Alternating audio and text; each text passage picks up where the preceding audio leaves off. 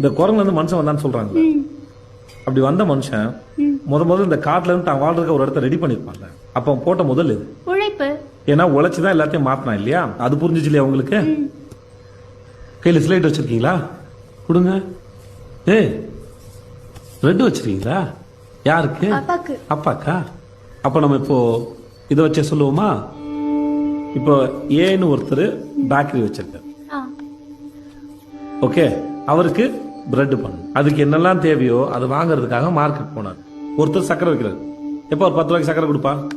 ஒருத்தர் மைதா வைக்கிறார். எப்போ ஒரு 10 ரூபாய்க்கு மைதா கொடுப்பா? அப்புறம் ஒருத்தர் ஈஸ்ட் வைக்கிறார். அவர்கிட்ட ஒரு 5 ரூபாய்க்கு ஈஸ்ட் வாங்கிட்டார். இப்ப இந்த பேக்கரி வச்சார் இல்லையா? அவர் வச்சது கடை வாடகை, கரண்ட் பில்லு இதெல்லாம் சேர்த்து அவரோட சார்பா 5 ரூபாய்.